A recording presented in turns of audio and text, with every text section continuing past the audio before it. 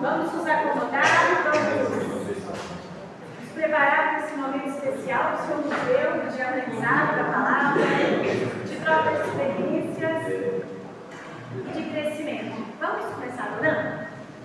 Senhor, obrigado, Pai, pela tua igreja preciosa. Obrigado por estarmos aqui na tua casa mais uma vez, com liberdade para nos reunirmos, para falarmos do Senhor e das coisas do Senhor. Nos dê um tempo aqui de crescimento, de graça, sejamos edificados, sejamos alimentados, sejamos confortados por Ti pela Tua palavra, Senhor. Obrigada por cada pessoa que veio, obrigada porque podemos nos reunir com liberdade para falar das coisas do Senhor. Em nome de Jesus. Amém. Amém. Irmãos, se você tivesse que comparar a sua vida a uma personagem da Bíblia, com qual personagem a sua vida estaria se parecendo hoje? Será que ela estaria se parecendo com Jonas?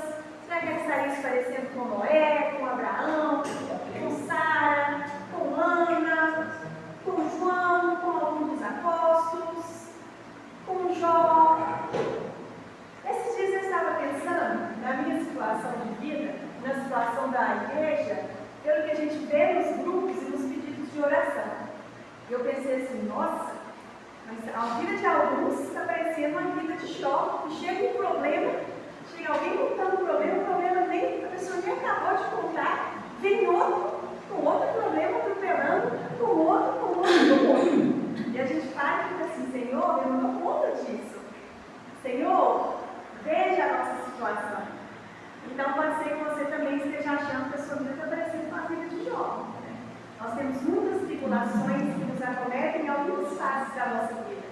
Nós temos fases de mais quietude, de mais leveza e outras que são um pouco mais pesadas para a gente atravessar, com muita coisa vindo uma por cima da outra.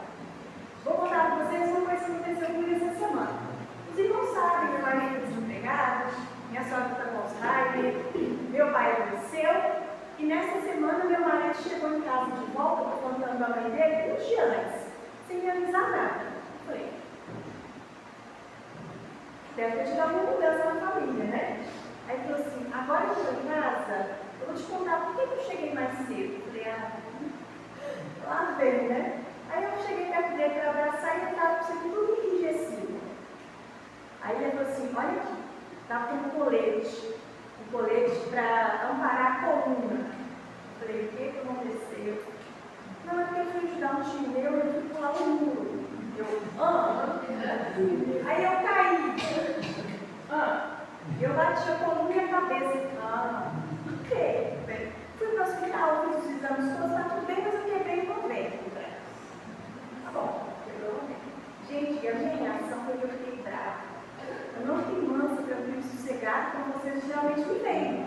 Porque eu falei, por que você foi passar pelo aluno? As coisas já estão complicadas, você não foi lá passar pelo aluno. Mas eu falei que ajudar o aluno, eu sei, mas, né? E dá a gente aquela coisa assim esquisita. Você pensa assim, ainda vai ser mais uma coisa, Senhor tem misericórdia. E eu passei a semana em luta comigo mesma, e conversando com o Senhor me ajuda a entender, Senhor me mostra, Senhor me coloca. Senhor, mais um, estou parecendo uma história de Jó, não é possível. E foram passando os dias, eu, Senhor. E o Senhor, nada. Eu falei, Senhor, me ajuda a entender. Senhor, domingo eu tenho que fazer aquilo de escola dominical, Senhor, o que eu vou falar? Olha a situação da minha vida, eu não estou conseguindo dar conta de mim, Senhor. E aí, o Senhor, nada. Aí, ontem à noite, eu falei assim, Senhor, hoje é sábado à noite. Cadê minha palavra, Senhor? Eu preciso, Senhor, me fala. E aí a palavra veio, eu queria compartilhar com vocês hoje. Aí nessa brincadeira toda da história de Jó, que às vezes nós nos sentimos assim, eu queria pensar com vocês lá em Mateus 11, de 28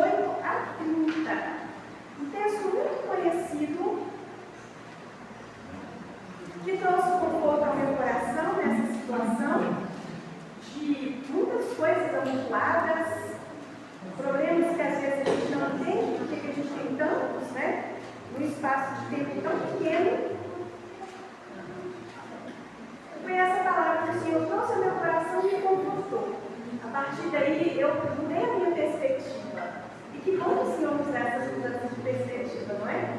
Vamos lá? Vamos ler juntos? Mateus 11, de 28 a 30.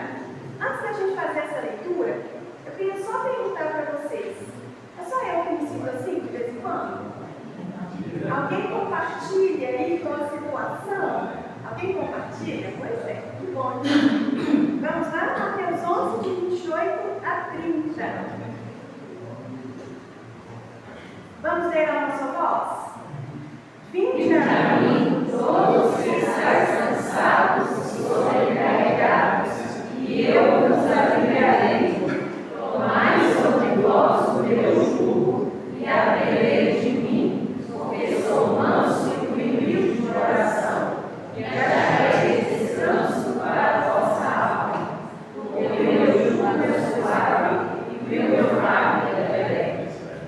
Irmãos, são 3 versículos de uma passagem bastante conhecida, mas é bem verdade que a gente sabe que quando a gente lê a Bíblia, tem horas que uma passagem que já foi lida tantas vezes, algumas palavras pulam na nossa cara, não é? Eu queria chamar a atenção para vocês que passam tempos atribulados, algumas palavras. No primeiro versículo, eu queria destacar cansados, sobrecarregados. E a última palavra nesse versículo, o que Cristo vai fazer com a gente? Eu vos aliviarei.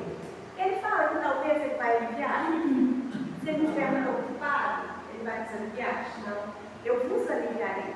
Vinde a mim, você que está cansado, sobrecarregado. Eu tenho alívio para você. No segundo versículo, tomai sobre vós o meu jugo e aprendei de mim, que sou manso e humilde de coração, e achareis descanso para a vossa alma. Descanso para a vossa alma. Eu acredito que muitos de nós estamos ansiando por isso. Descanso para as nossas almas atribuladas, cansadas, carregadas, às vezes com foco só nos problemas e nas circunstâncias. E também fazendo uma ligação com o verso 29 com o 30, o verso 30 diz: porque o meu jugo é suave e o meu fardo é leve. Eu fui pesquisar para poder saber a diferença entre jugo e fardo. Alguém sabe? O que é um fardo e o que é um jugo? O jugo é a canga, né? Isso. O jugo é aquela canga, se a gente pensar numa ilustração do carro de boi, né? É o que ajuda a dividir o peso da carga. E o fardo? O que é um fardo? É o peso, é o próprio peso. Se a gente tentar carregar o fardo sozinho nas nossas costas, não vai dar muito certo. É só você pensar numa mochila aí de um estudante do ensino fundamental ou médio que pesa que é uma loucura. E eles reclamam: nossa, minha mochila está pesada demais, está pesada demais, está pesada demais. Todo mundo aqui já carregou uma mochila pesada. E a gente sabe que o ponto isso traz. Mas Deus fala que o fardo dele é leve e que o jugo dele é suave. Quer dizer, irmãos, ele está disposto a dividir a carga com a gente. Só que o que a gente tem que fazer? O que está dizendo aí que a gente tem que fazer? No primeiro versículo: vinde a mim. Então nós temos que nos entregar ao Senhor. E a conclusão que eu cheguei é que esses momentos que a gente vive de muitas tribulações, eles têm de fato o objetivo de nos aproximar mais de Deus, nos aproximar em oração, em devoção, em confiança, em deixar de achar que é a gente que vai resolver com as nossas próprias forças e entregar tudo isso nas mãos do Senhor. Eu queria convidar você a fazer isso comigo juntos agora, num pequeno momento de oração, em que você silenciosamente vai entregar as suas questões ao Senhor, os seus problemas, os seus fardos pesados, né? Pedir ao Senhor que alivie. Depois nós vamos orar, vamos pedir ao Senhor que nos dê essa visão de estar sempre perto dele, aos pés dele. Nós persistimos, insistimos e continuamos, porque ele tira o nosso fardo pesado e nos dá um jugo leve. Que a graça do Senhor seja sobre nós, sobre a sua vida, sobre a vida da sua família, os seus problemas, as suas questões, que estejamos prontos para receber do Senhor esse alívio que Ele nos prometeu. Nós estejamos prontos para buscá-lo sempre, pegar tudo nas mãos dele, para que Ele nos ajude, para que Ele nos ajude. Vamos orar? Pode ser silenciosamente por alguns minutos, daqui a pouco a gente vai fazer uma oração conjunta.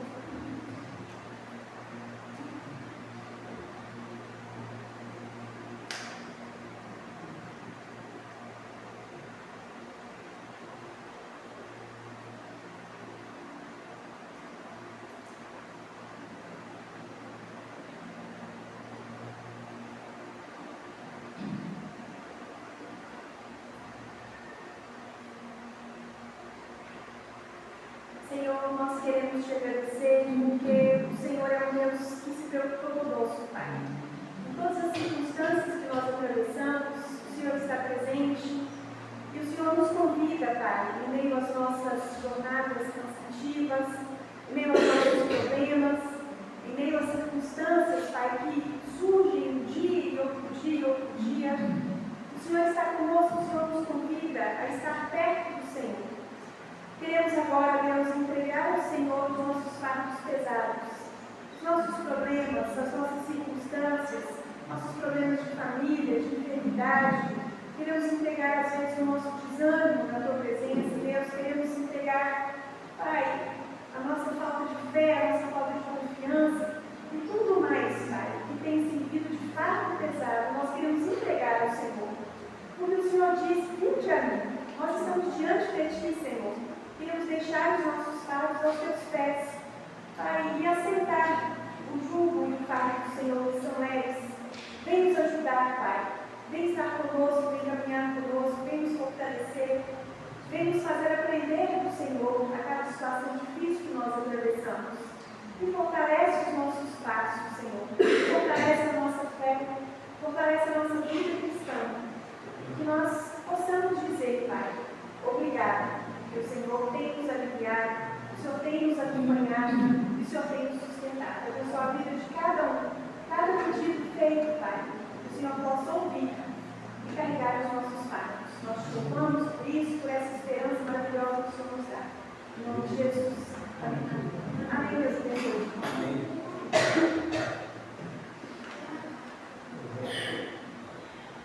Está para os pedidos de oração? Talvez. Enquanto não deu o quarto da taxa que a gente está tentando, talvez o quatro. Nós vamos pedir de oração. Oi? Dona Lina. Aí vai da Letícia para trás dele. Família. Família. Do meu lado, Paulo, meu irmão alemão, por duas cunhadas, uma comercial também, e morando na Vila Augusta. Eu coloquei no grupo, porque eles estão assim, mas ela está bem calma, graças a Deus, de uma hora com ela. Ok. Pela minha saúde, Desculpa, perdão. pela minha mãe, saúde, minha filha e meu filho.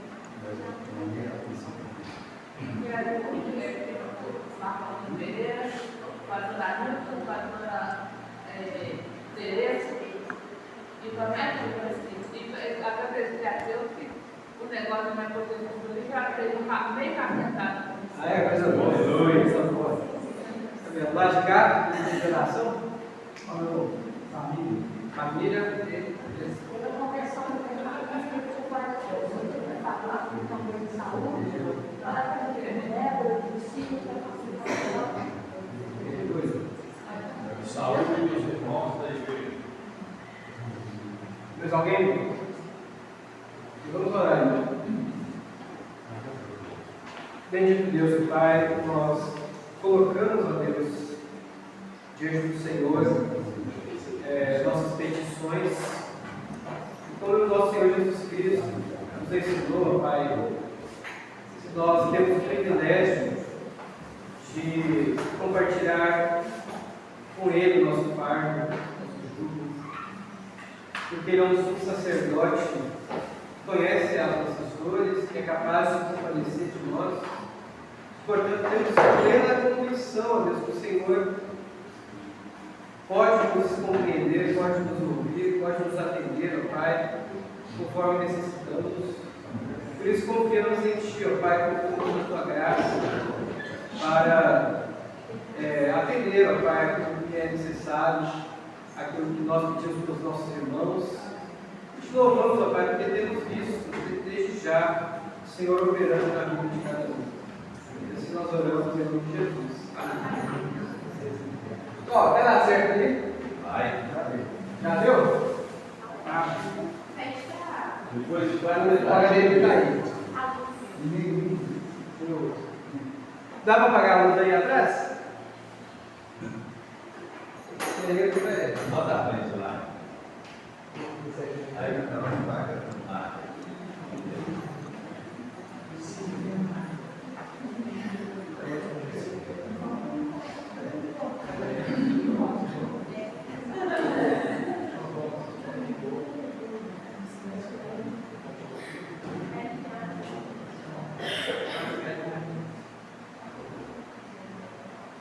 Tá, quando o Rafa vai arrumando aqui,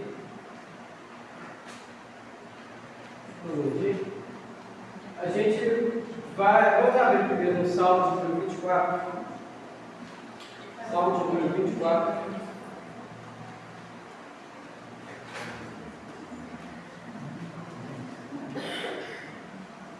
Vamos começar a ler esse salmo. Acende a luz. Por enquanto vai acender a luz aí. Enquanto a gente está sem a facilitação do livro. Ô Gabriel, você acende ele para mim? Não? Vamos lá, Salmo 24. Vamos ver o seguinte, eu vou ler um versículozinho, mas é a igreja dos pais. Salmo de Davi. Do Senhor é a terra e tudo que nela existe, o mundo e os que nele vivem.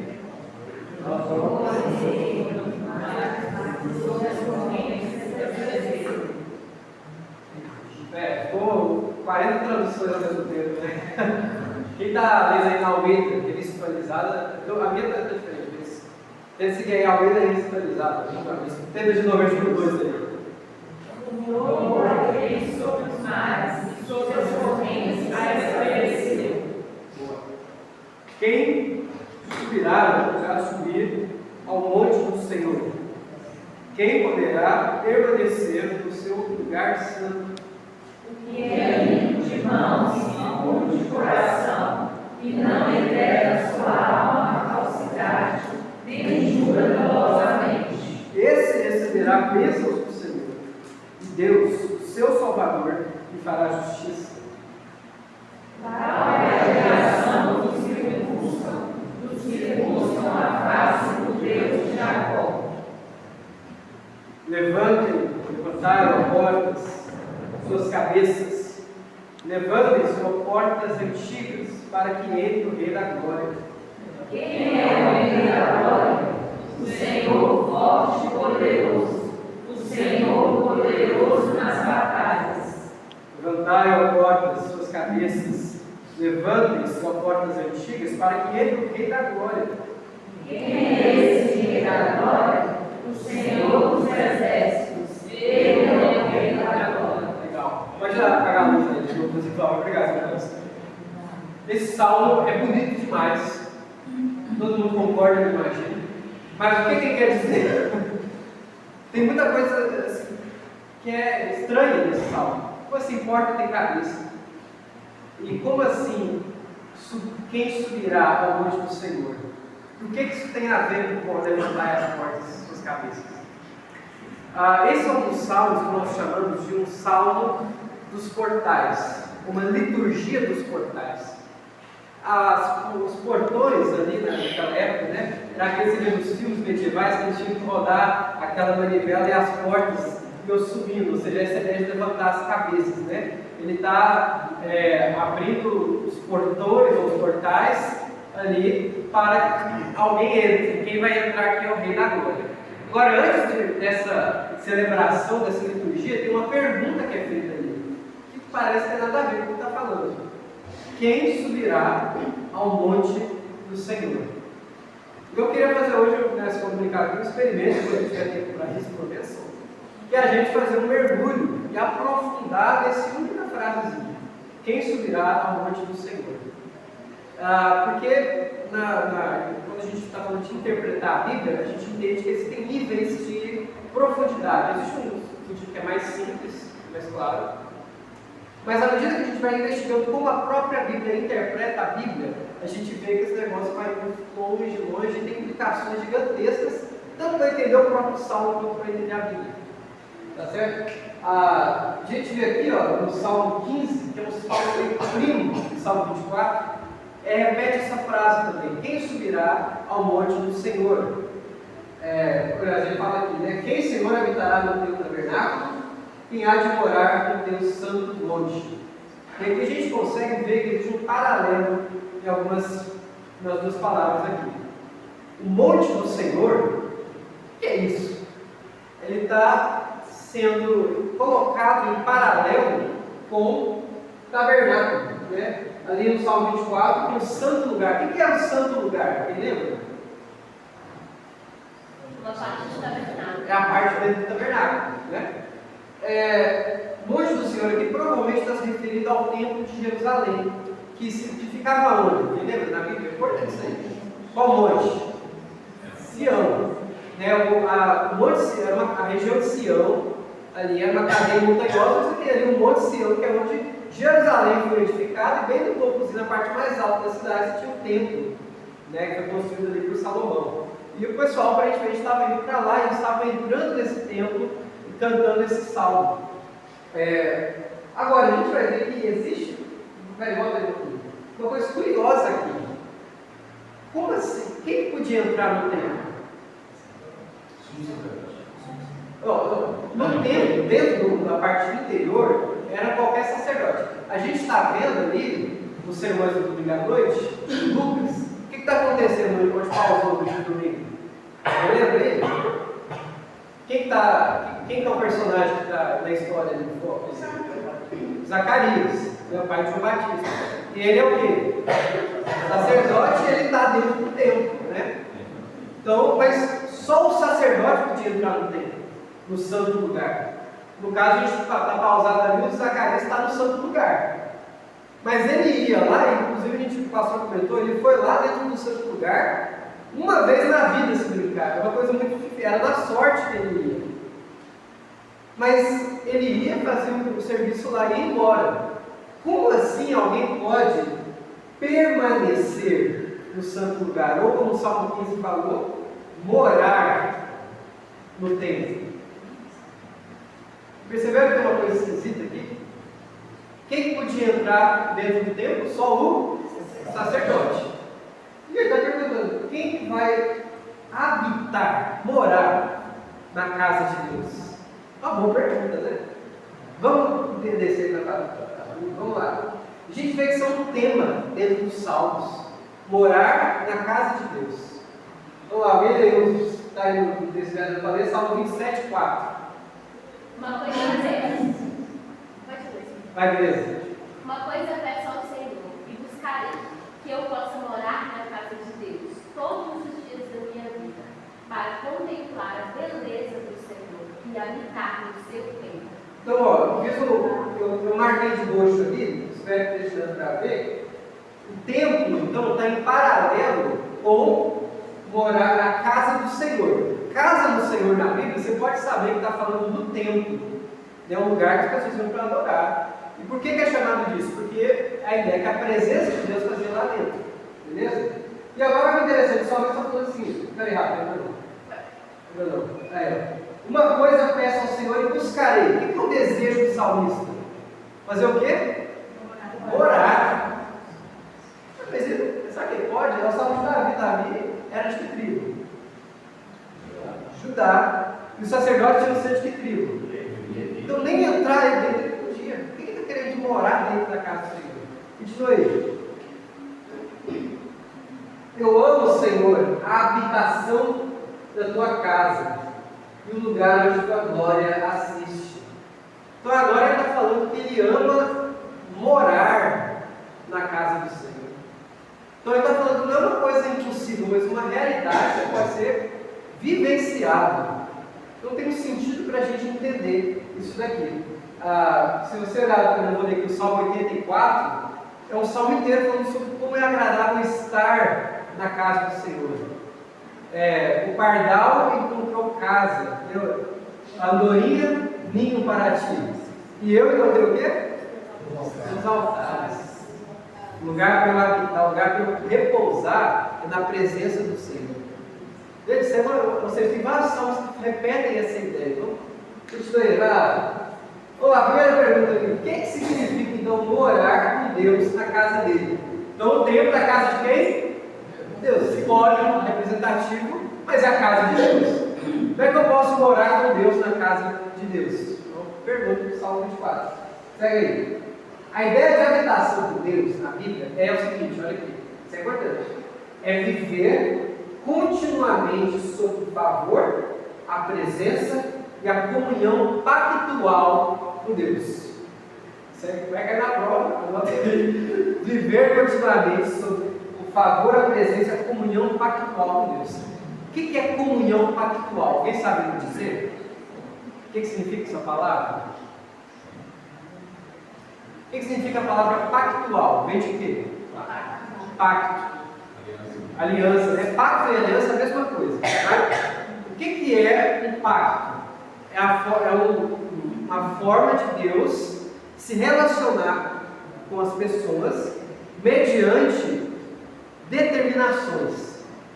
Entendeu? Mediante promessa, mediante juramento. A gente vai ver aqui que na Bíblia existe uma fórmula básica sobre como é que Deus entra nesse relacionamento pactual conosco. Ou seja, não é de qualquer forma que Deus se relaciona com a gente, não. Não é bobeira, não. É de uma forma pactual. Nós vivemos um relacionamento com Deus, concorda comigo? Mas é um relacionamento pactual. Ou seja, tem uma estipulação. Qual que é? Vamos ver como é que vai ser na Bíblia, né? É que Deus se relaciona de forma pactual. Ele mostra isso primeiro de forma mais clara, pelo menos, lá com Abraão. Ele chega lá e fala assim: olha, estabelecerei a minha aliança entre mim e ti e tua descendência, para ser o teu Deus e a tua descendência, e serei o seu Deus. Decora essa frase: serei o seu Deus. E você, a sua descendência, vai ser o que? O meu povo. Tá? Continua aí, como é que ele vai repetir essa ideia? Lá em Êxodo, capítulo 6, 7. Tomar-vos-ei por meu povo, e serei o vosso Deus. Isso quer dizer, então, gente, olha que interessante. Nem todo povo é povo de Deus. Para você ser povo de Deus, você tem que ser povo da aliança, do pacto. Deus, o Senhor, que a gente chama na Bíblia, né, é Jeová, ou Javé, ou Yavé, Ele não é Deus de todo mundo. Perceba, Ele é Senhor sobre tudo, sobre todos. Mas Ele não é o Deus de todos. Ele governa sobre tudo e todos. Mas Ele não tem esse relacionamento de pastoreio, de cuidado, de comunhão com qualquer povo. É só com o povo dele. Deus só é o seu Deus se você for da aliança com Ele. Entenderam isso? Vamos lá, continua aí. Deuteronômio 29, 12 e 13, ele estipula melhor isso, olha. Vocês estão aqui presentes, está falando para a segunda geração do Êxodo, para entrar na aliança de Yahvé, teu Deus, para que hoje te estabeleça por seu povo e ele seja por Deus. Então, eu estou mostrando que repete muito essa frase. Deus, nosso Deus, e nós, o povo dele. Eu serei teu Deus, vós, o meu povo. Eu serei teu Deus, e vós, o meu povo. O que isso está mostrando? Olha, a ideia básica da aliança é que eu tenho então Jeová, o Javé ou Yahvé, como meu Deus, e eu passo a ser o povo dele. Continua aí. Êxodo 29, 45, 46, lá no Monte Sinai, Deus fala uma coisa interessante também nessa ideia de aliança. Habitarei no meio dos filhos de Israel e serei o seu Deus. Então, eu vou manter a minha aliança com vocês mediante uma circunstância. Eu vou habitar com o meu povo. Ele coloca: saberão que eu sou Yahvé, seu Deus, que os tirei da terra do Egito para habitar no meio deles. Eu sou Yahvé, o seu Deus. Então, para o meu Deus ser Yahvé, ele precisa então habitar entre nós. Eu preciso ter acesso a ele, eu preciso morar com ele. Entendeu? Vamos lá, segue aí.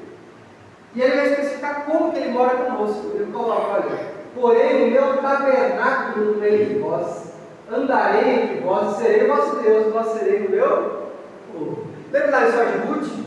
Quando a Ruth chega lá no Eli e fala, olha, o teu Deus será meu Deus, o seu povo será meu povo, sabe o que ela está fazendo? Ela está mostrando que ela se converteu, que ela agora entrou na aliança, por causa dessa formulação de frase. Interessante, né? Segue aí.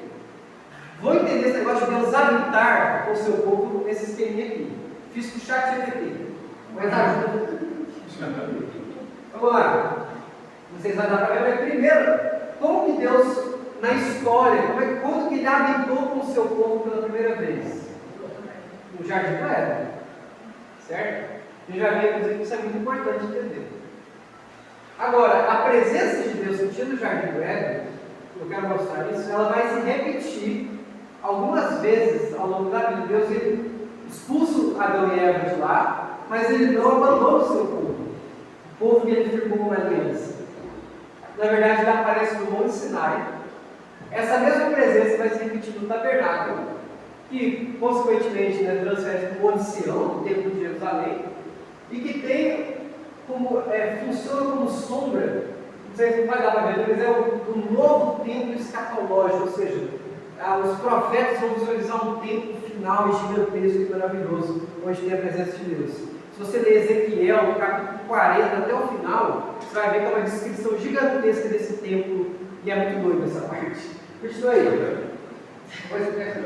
Vamos pensar no Monte Sinai. Todo mundo lembra aqui o que acontece?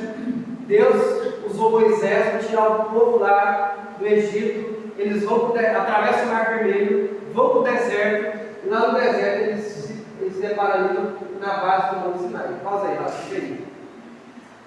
O que acontece no Monte Sinai?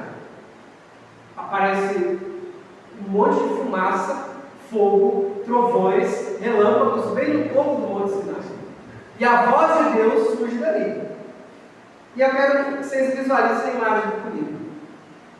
A gente vê então que o povo de Israel ele está acampado aonde? Ao redor do Monte Sinai. Mas o que aconteceria se eles encostassem no monte? Morria. Na hora. Ia ser fulminado se eles atravessassem o limite que Deus estabeleceu. Exceto se eles fossem o quê? Sacerdotes, filhos de Arão. Lembra que Moisés também era da tribo de Levi. Né? Então, lá a gente vai ver lá em Êxodo 19, em Êxodo 24, que até uma certa parte do Monte Sinai subiram os sacerdotes, 70 pessoas, além de, entre elas, Moisés, Arão, Nadab e Abiú, e outros 70, né, pastor? É isso aí, né? E lá eles comem e bebem na presença de Deus. Como uma refeição mesmo. Interessante isso, né? Agora, no topo do Monte Sinai só podia entrar um. Quem? Moisés. Mediador. E aí ele vai lá e entra direto na presença de Deus. Pegaram essa visão aqui? São 3 partes. Segue aí. Então visualiza aqui, eu tenho para o deserto, que eles estão aqui, e agora entra a parte de Israel. Tem a base, onde está o acampamento. No meio eu tenho a encosta, né, que é onde os sacerdotes podem ir. E lá no finalzinho, o cúmulo de sol, onde está a presença de Deus mesmo, e só o sumo sacerdote, o mediador. Né? Já entenderam onde eu queria chegar, né? Segue aí. Deus lá no Monte Sinai vai mandar para Moisés fazer o quê? O que ele vai passar para Moisés? A lei da lei. As tábuas da lei e o que mais? Tem o livro da aliança, tem o livro de leis. E depois disso, os planos para a construção do tabernáculo. A planta baixa. Exatamente. E aí você tem naquele texto, quando está na sua leitura bíblica, tão agradável, que está lá em aventura, tragédia, drama, e aí de repente você está empolgado e chega lá mesmo no capítulo 21. E chega até, agora você começa a desanimar na leitura bíblica e começa um monte de coisa nada a ver, de leis. Mas é importante entender essa parte. Vamos lá. Peraí, vamos copiar. A gente vai ver uma coisa interessante. Aquele fogo, aquela fumaça que teve no Monte Sinai é chamado de glória de Deus. Quando Moisés constrói o tabernáculo, a glória de Deus, ela sai do Monte Sinai e vai para onde? Para dentro do tabernáculo. Certo? Passa aí. E o tabernáculo é o quê? Eu tenho essas divisões. Eu marco a planta do tabernáculo. Olha. O pátio exterior, certo? Existe um altar do holocausto e a bacia. E aquele era do lado do meio. O cara podia, o crente, o israelita, entrar aqui e entregar para o sacerdote oferecer o sacrifício do holocausto aqui. Certo? Ele podia estar aqui no pátio. Quando vira o templo, que é a ampliação do tabernáculo, isso aqui são os átomos. Tá? Aí, externos. Agora, tem essa parte interna ali, que é o santo lugar. Quem podia entrar no santo lugar? O sacerdote. Então, ó, o Zacarias está aqui, ó. A gente está lá no domingo à noite ali, ó. Está errado essa disposição. O santo altar me licenciando aqui. O Zacarias está aqui oferecendo o incensário para Deus. Né? E aqui eu tinha a mesa dos pães, 12 pães enfileirados. E de frente para esses pães eu tinha um candelabro, isso é importante. Depois eu tenho o que aqui? Santo dos Santos. Aqui só podia entrar uma pessoa, uma vez no ano. Quem que era essa pessoa? Que dia que ele podia entrar? O dia da expiação. A gente vai chegar lá. Passa aí. Gente, o que eu quero mostrar? O tabernáculo, então, ele é uma reprodução do que aconteceu no Monte Sinai. Eu tenho a base, o acampamento que é igual ao pátio externo, a encosta que é igual ao santo lugar e o cume que é o santo dos santos. Legal, né? Vamos lá. Segue aí. Gente, agora vou falar que a bandeira é aumentada. Lembra que eu falei que a presença de Deus primeiro aparece no jardim do Éden? Olha o que acontece. Olha, lembra aí, gente, do meu texto? Porém, o tabernáculo de vós e andarei de vós. A palavra andarei, referida a Deus, é uma palavra, um termo muito raro que é usado, e só aparece uma única outra vez na Bíblia, lá em Gênesis 3:8. Ouviram a voz de Yahvé, Deus, andando no jardim. Então Deus ele andava pelo jardim do Éden. Agora ele está falando, agora eu vou andar aonde? No tabernáculo. No meio do tabernáculo. Então o tabernáculo é como se fosse agora a presença de Deus que tinha no jardim do Éden, só que versão miniatura e portátil. Tem os outros detalhes também, tá certo? No jardim do Éden, eu não vou explorar muito essa questão da decorativa, mas eu também tenho 3 níveis. Há uma discussão se o Éden ou qual que é a ordem certa, se é Éden ou jardim, eu não vou entrar nessa discussão. Mas eu tenho o mundo que Deus criou, e dentro do mundo lá, que é o templo de Deus, é o santuário de Deus, eu tenho o Éden, ou jardim. Fica a dúvida aí. Mas eu tenho dentro do. Eu vou defender a tese do J.K. Hill aqui. Dentro do pastor presbiteriano aí. Dentro do jardim, eu tenho o Éden. Por que ele fala isso? Porque ele fala, lá em Jesus fala que do Éden saiu um rio. Saíram 4 rios que regavam o jardim. Então, qual que é a ideia? Espera, o rio sai da onde? Pensa num rio. O rio sai de um lugar baixo? Não. Do alto. É como se o jardim do Éden fosse um monte também. Doideira, né? Vai lá, pega aí. Olha como é que é. Ezequiel 28 vai falar da tipologia do jardim do Éden. Você estava no Éden, no jardim de Deus. Você estava no santo monte de Deus. No Éden, no santo monte de Deus. Você se encheu de violência e pecou. Está falando de Adão? Talvez. Mas assim, no sentido tipológico, curado, né? Porque está falando do rei de Tiro. Por isso eu lancei um milhado para longe do monte de Deus. Você profanou os meus santuários. Ou seja, o Éden era um templo, que é a mesma estrutura repetida no Monte Sinai, que é repetida no tabernáculo, que é repetida no templo. Legal isso, né? Olha lá, segue aí. Aliás, tem várias outras similitudes que eu vou falar aqui agora. Mas, por exemplo, o candelabro, lá em Êxodo fala o seguinte, ele tinha que ser, ele não fala candelabro, ele fala para uma amendoeira, uma árvore, como se representando a árvore que tinha lá no jardim, seria o lugar santo. Você tem... Chamava Bismar. Oi? Chamava Bismar. Bismar. Ele tinha 12 pontas. Né? Ele tinha que permanecer aceso. O tempo todo. Como o fogo do altar do incenso. Vou chegar nisso. E como assar característica. Vou chegar ali, calma lá. Na Arca da Aliança, na presença de Deus, o que Deus colocou quando o homem foi expulso do Éden, para guardar o jardim? 2 querubins. O que tinha na Arca da Aliança? Então tem vários paralelos que você vai lá. O que acontece? Quando chega a glória de Deus, a fumaça for lá no tabernáculo, mas tem um problema. Como é que entra? E aí a gente vai ver que entre Levítico e Números, ele começa Levítico do jeito, olha. O Senhor chamou a Moisés da tenda. Ou seja, Deus está na tenda e ele fala com Moisés está de fora. E aí dá o livro de Levítico, que é o livro que todo mundo pula. Vocês não sabem. E aí lá em Números, mudando, o Senhor falou com Moisés na tenda.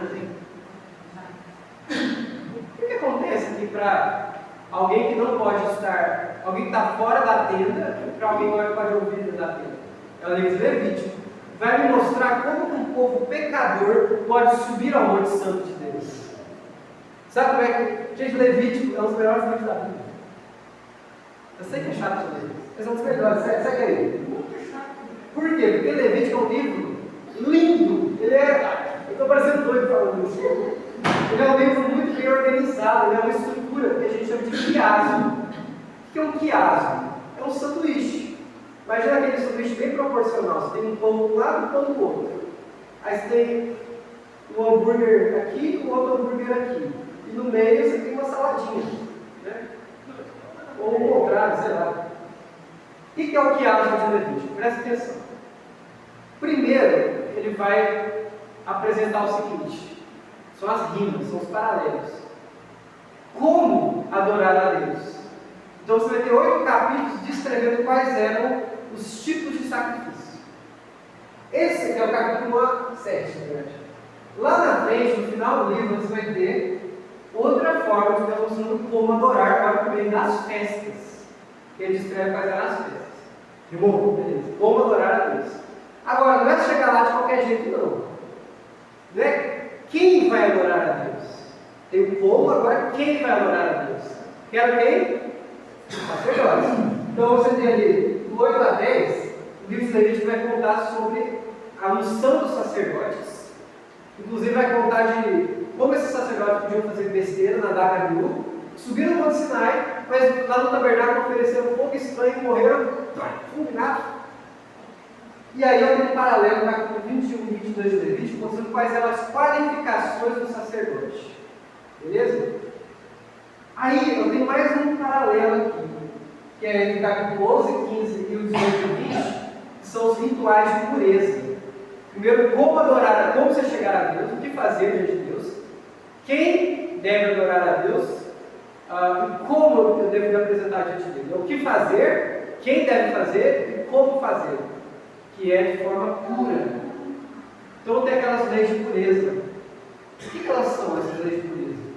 Você tem 2 partes. Uma cerimonial, pureza cerimonial, que é aquela pureza tipo, você não pode comer o quê? Carne de porco, um monte de outros bichos. Você não pode tocar em cadáver, em sangue e tal. Né? Não era pecado quando a mulher menstruava, ela ficava impura. Era pecado ficar impuro cerimonialmente? Não era, mas era pecado você entrar impuro na presença de Deus. Entendeu? Aí é pecado.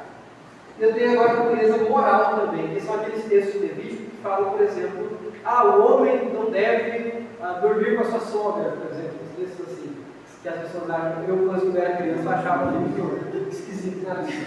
Posso até mandar a pessoa do gosto. Mas é legal. Agora, no meio do livro de Levítico, eu tenho o quê? Agora que tudo foi programado para eu chegar na presença de Deus, para eu, entre aspas, subir um monte de Deus, eu tenho que pedir a expiação. Quando o sumo sacerdote entrava lá, matava um bode. Era bode ou bezerro no final? Era bode mesmo. É porque antes de entrar, ele matava um bode, bezerros, novilhos. Mas aí lá dentro, matava um bode para o perdão dos pecados. E o outro, ele colocava a mão na cabeça, não era fazer um carinho, não. Ele chunchava a mão na cabeça do bode e mandava ele cascar fora do arraial, que eram os pecados sendo mandados embora. Olha aqui. E se você for analisar com mais detalhe, o próprio capítulo 16 e 17 de Levítico, ele também é uma estrutura muito milimetricamente calculada, fazer um quiasmo também. Perfeito, gente, perfeito. E acaba o centro do livro de Levítico, meio certinho, é o perdão dos pecados. O que está querendo dizer aqui, gente? Que para se acessar a presença de Deus, era necessário o derramamento de sangue, o qual o próprio Deus forneceu. Lembra do Monte Sinai? O que fez com que o povo pudesse sair do cativeiro e chegar ao Monte Sinai? A morte de cordeiros. Na Páscoa, né? No dia de expiação, isso também acontecia, para chegar na presença de Deus. Sangue precisava ser derramado. Tá vendo, senhor? Eu choro no vídeo, cara. Olha lá. Agora, um detalhezinho do tabernáculo que é maravilhoso. O brilho de Deus sobre o seu povo. Segue aí, rápido. Não vai dar tempo de eu ler, senão eu já vou parar demais. Eu nem sei canção. No tabernáculo, é interessante que o texto da Bíblia é bem claro de enfatizar. Está lá as referências aí. Que o candelabro, ele tinha que ficar de frente aos pães da proposição. Alguém lembra quantos pães que eram? Tinha que ficar? 12. Os pães representavam o quê? As 12 tribos de Israel. O candelabro, então, ele emitia diretamente a luz dele para Israel, de forma simbólica. E o sacerdote, o que ele tinha que fazer? Ele tinha que manter isso. Então a luz ele tinha que manter sempre acesa. Agora, é interessante que a ideia que o texto fala o seguinte, que aquela luz não iluminava os pães, ou seja, iluminava o povo. E nos dá a ideia quando foi que o fogo iluminou o povo de Israel. São paralelos textual que a gente tem na Bíblia. Alguém lembra? O Êxodo. Casa errada. O Senhor ia diante deles durante o dia numa coluna de nuvem para os guiar no caminho, durante a noite numa coluna de fogo para os alumiar, a fim de que caminhassem de dia e de noite. Lembra quando saíram do deserto? Passa aí. Olha, esse fogo então representava a intenção de Deus de que o seu povo vivesse continuamente na sua presença. É isso que o candelabro significa. Assim como Deus estava continuamente presente lá com Israel, agora no tabernáculo ele continuava em fogo presente, iluminando e direcionando o povo dele continuamente. Por isso que o fogo não podia apagar. Segue aí, agora. Por isso, olha que interessante, gente. Lá na bênção sacerdotal, no boletim que Arão diz: Senhor, aliás, diz o Senhor a Moisés, né? Fala a Arão e seus filhos, dizendo: era para Arão os sacerdotes ensinarem. O Senhor faça resplandecer o rosto sobre ti.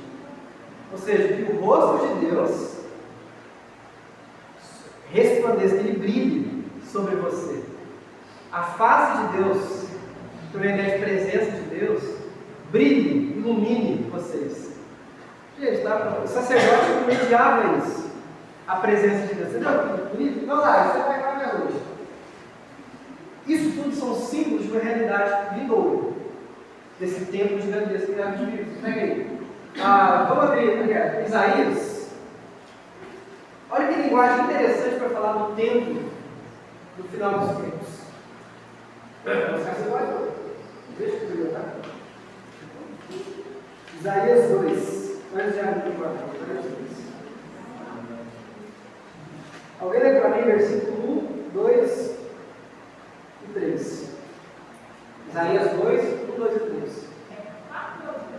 Primeiro 1 e 2, Isaías 2. 1, 2 e 3. Gente, que horas são? Eu não tenho noção de tempo nenhum.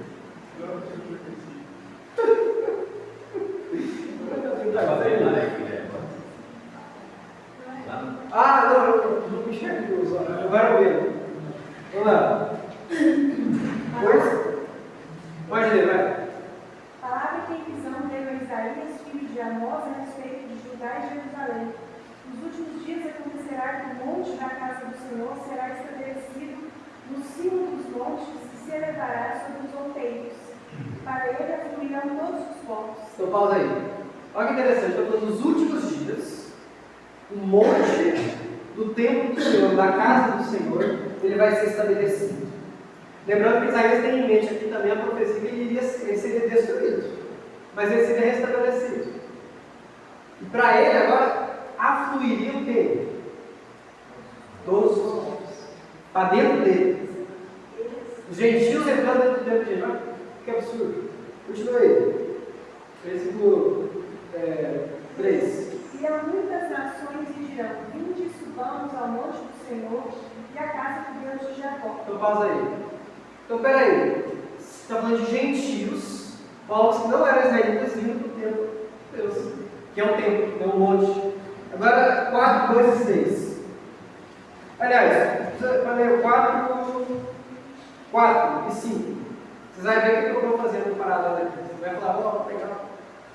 Quando o Senhor lavar a imundície das filhas de Sião e limpar Jerusalém da culpa do sangue do meio dela, com o espírito de justiça e com o espírito purificador, criará o Senhor sobre todo o monte de Sião e sobre todas as suas assembleias uma nuvem de dia e fumaça e resplendor do fogo chamejante de noite, porque sobre toda a glória se estenderá um dossel e um pavilhão. Legal. Então olha que interessante. Deus está falando que iria estabelecer a nuvem que ilumina, a nuvem de dia e fogo de noite, no templo do Senhor, para iluminar todas as pessoas. Ou seja, o que isso quer dizer? Vamos lembrar do significado que ele lá. Que Deus se faria presente em sua glória para todos, para eternamente, nesse tempo. Segue aí, rápido. Olha como é que, vou passar aqui rapidão. Olha Zacarias, ele repete isso também. Fala isso, Jerusalém será habitada como as aldeias sem muros, por causa da multidão de homens e animais que haverá nela. Pois eu lhe serei, diz o Senhor, um muro de fogo em redor, e eu mesmo serei no meio dela a sua glória. Segue aí mais um. Lá em Apocalipse, né? A cidade de Jerusalém, a Santa Jerusalém, tem a glória de Deus, um resplendor tamanho que não há necessidade de sol. Lá fala isso, né? Que lá na Nova Jerusalém, João viu a cidade que tinha como, que iluminava era o quê? Ah, está aí, não pensa nisso. Está aí não? Tá não, mas é a glória de Deus. O que ele está querendo dizer com isso? Eu acho que é simbólico. Não é que não vai ter sol no céu, mas está querendo dizer o seguinte: não precisa, porque lá a glória de Deus está tão presente, igual no tabernáculo, tanto que lá quando João vê o tabernáculo, a Nova Jerusalém descendo, ele fala: eis o tabernáculo de Deus entre os homens. Certo? E ele vai falar o seguinte também, que na cidade santa não havia templo. Ela é o templo perfeito e último de Deus, a Nova Jerusalém. Entenderam? Agora, esse novo templo, ele tem que ser entendido de uma forma. A igreja, onde Deus se faz presente de forma pactual, perene. Vamos lá, pode ir rápido. O objetivo mais profundo da aliança é habitar com Deus na própria casa dele. Lembra do Salmo 23? Habitarei na casa do Senhor para todos sempre, e por longos dias. É uma esperança que Davi tem.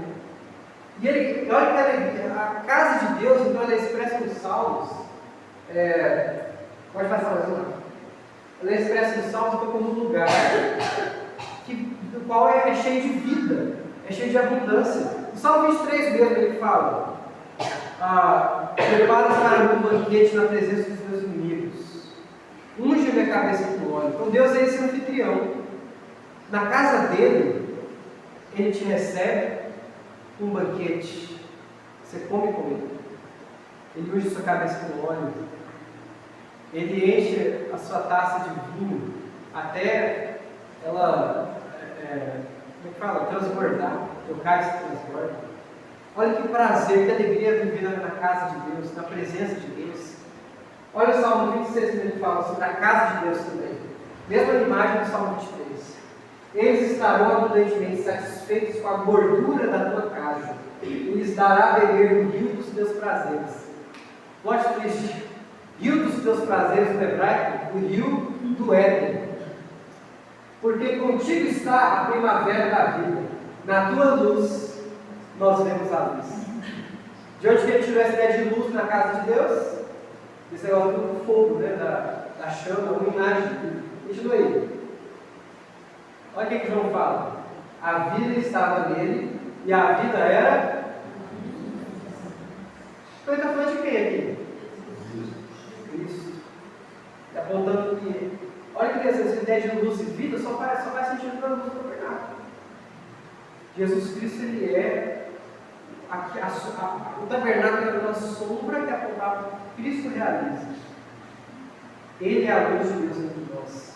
A luz cheia de vida, cheia de abundância. Ele fala: eu vim para vos trazer vida, e vida e abundância. É por meio de Cristo Jesus que eu tenho acesso a essa casa de Deus, a essa presença de Deus que faz com que tem gordura cheia de picanha com vinho transbordando os galhos. Viver na casa de Deus era simbolizado pelo culto do tabernáculo e é realizado na pessoa de Cristo. Segue aí. Vai mais um. É o 3, na verdade, né? Pode ir. Não! Bom, quer dizer que eu não salvei o slide final. Mas, lá em João 14, vamos pensar na teologia de João. Acontece uma coisa muito interessante. Jesus está despedindo dos discípulos. Ele vai morrer. Ele fala o seguinte: olha, para onde eu vou, vocês não podem ir. E aí ele pergunta: mestre, onde você vai? E aí ele fala assim, Jesus responde nada objetivamente, responde o seguinte: para onde eu vou? Ele fala, vamos abrir João 14, senão eu vou falar errado. Estou acabando, gente. Vai dar tempo de ser esfriar. João 14, ele fala o seguinte, versículo 2. Na casa do meu pai, alguém muitas moradas. Gente, casa do meu pai, eu lembro que quem me falou a primeira vez foi o pastor Barulho. Casa do meu pai não está falando de céu, exatamente, no sentido primário, mas é o quê? O que é a casa de Deus na Bíblia? É o templo. Mas Jesus está indo morrer, está indo para o céu, né? Na casa do meu pai tem algumas moradas. Se não fosse assim, eu teria dito: vou preparar lugar para vocês. Quando eu for preparar lugar, voltarei e levarei comigo, para que vocês estejam onde eu estiver. Vocês sabem o caminho para onde vou. Então ele disse: Senhor, não sabemos para onde vais, como então podemos saber o caminho? Jesus respondeu: eu sou o caminho, a verdade e a vida. Ninguém vem ao Pai, senão por mim. Gente, olha que maravilhoso. Jesus está dizendo o seguinte: eu vou seguir uma trajetória, eu vou cumprir uma missão. Só que essa missão não é simplesmente para o céu, é passar pela cruz. Ele é um sumo sacerdote que está entrando no Santo dos Santos para oferecer um sacrifício de expiação. Ele está falando aqui: agora é o dia da expiação. E eu estou indo ali para a presença de Deus. E Hebreus explica como isso aconteceu. Quando Jesus morreu, oferecendo um sacrifício de perdão dos pecados, ele sobe na presença de Deus, que é aquilo que o templo do tabernáculo era uma sombra. Ele chega na verdadeira presença de Deus, no verdadeiro templo, no verdadeiro trono de Deus, como um sacrifício e como um sacerdote. E como sumo sacerdote, ele fala: olha, Deus, está aqui a oferta, sou eu, que estou morrendo pelos meus, pelo meu povo. Jesus compra para Deus o seu povo com o seu sangue derramado. Quando ele entra no Santo dos Santos, Ele está preparando para nós morada na casa de Deus para sempre. Está falando de morrer no céu, não, gente. Está falando que nós temos garantia de vida na presença de Deus para sempre. Amém. Gente, isso é maravilhoso. Quem subirá ao monte do Senhor? Se você for ler o Salmo, está falando de alguém que é justo, íntegro e verdadeiro, fiel. Como assim? Eu acredito que o Salmo está falando de Jesus. Ele é o rei que entra na presença verdadeira e última de Deus, que sobe ao monte do Senhor ao se oferecer como sacrifício. E por isso, quando o Salmo diz: levantai, ó portais eternos, levantai suas cabeças, ó portais eternos, levantai, ó portas, está se referindo a Jesus entrando no templo de Deus, na presença de Deus, no santo monte de Deus. Quem subirá ao monte de Deus? O Rei da Glória, Senhor Jesus. É isso. O versículo está contando também, né? Gente, sabe o que é mais maravilhoso? Que ele nos representa. Ou seja, lá em Hebreus capítulo 10, ele diz o seguinte: que nós nos achegamos com confiança, com ousadia na presença de Deus. Não no Monte Sinai, que você morria se chegasse perto, mas no Monte Sião, com as lojas celestiais, com a comunhão dos santos, naquela. Gente, nós estamos diante de Deus a todo e qualquer momento por causa do nosso sacerdote. Nós subimos ao monte do Senhor porque Ele foi justo e fiel e verdadeiro. Porque Ele foi obediente ao Pai e ofereceu sacrifício de expiação.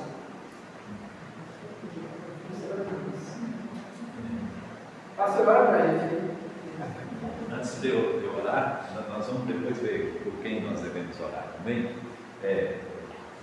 Pensando aqui, né, que o Velho Testamento é figura do que é no Novo, né? Então, a presença de Deus estava no Éden, depois ela estava no deserto, na nuvem, depois ela estava no tabernáculo, ela estava no templo, né? E depois ela estava em Jesus. Jesus é o Emmanuel, quer dizer, Deus. Quem entrava no templo? Sacerdote. O que ele nos fez? Veio sobre sacerdote. Quando a mulher perguntou para Jesus se adorava no monte de Jerusalém de Rezim, Jesus disse que não se adora de graça, se adora o Deus em espírito e em verdade. E a gente já chega a Deus por meio de quem? Jesus tabernaculou conosco e vai fazer isso depois da morte, gente. Na nova, e nós somos o seu corpo. E aí nós nos chegamos diante de Deus em adoração por meio de quem? Ele que é a cabeça de Jesus. Amém? Vamos orar, vamos agradecer a Deus, né, por essa palavra que nós recebemos hoje. E tem algum motivo que alguém queria pedir aí para a gente orar? Já fez? Desculpa. É que eu fui lá buscar o data jogo. Então, notícia que o sim recebeu algo. Vem embora para casa hoje. E nós estamos orando para que Débora receba algo amanhã. Né? E talvez também Natália vai receber algo amanhã. Fez esse dia também. Né? Então nós vamos agradecer a Deus por isso. Tá? Vamos orar? Pai, nós te agradecemos, Senhor, por tua palavra, que o Senhor usou o servo para nos abençoar nessa manhã. Deus, como é bom saber que em Cristo Jesus nós temos comunhão com o Senhor, estamos na tua presença, Senhor. Nós podemos nos achegar a Ti, Deus, podemos descansar, Pai, que a Tua presença sempre estará conosco, como o Senhor prometeu, que nunca nos deixaria, jamais nos abandonaria. Queremos Te agradecer também, Senhor, que em Cristo Jesus o Senhor tem suprido, ó Deus, cada uma das nossas necessidades. E o Senhor tem nos visitado, Senhor, com poder e graça. O Senhor tem nos abençoado, Deus, mesmo quando nós enfrentamos lutas, nós sabemos que podemos confiar no Senhor, que o Senhor estará conosco, Deus, em meio às lutas, e o Senhor muitas vezes não impede que as lutas venham, Senhor, mas é nelas que o Senhor nos dá o livramento, Pai. Então, te louvamos, ó Deus, te agradecendo pela vida do Guilherme, queremos pedir a tua bênção na vida do teu servo, Pai, na sua vida física, emocional, espiritual, Senhor, com seus estudos, ó Deus, no ministério que o Senhor te chamou para desempenhar. Abençoa a sua vida, a vida de Rafaela. Deus, te louvamos, Pai, e oramos em nome de Jesus.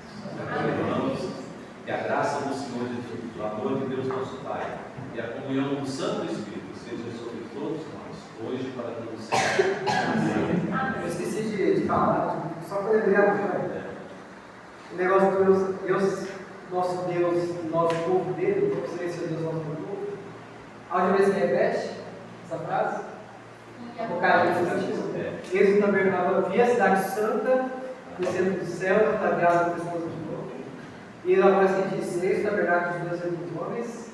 E eu serei o seu Deus, e eles serão meu. Para sempre. Amém.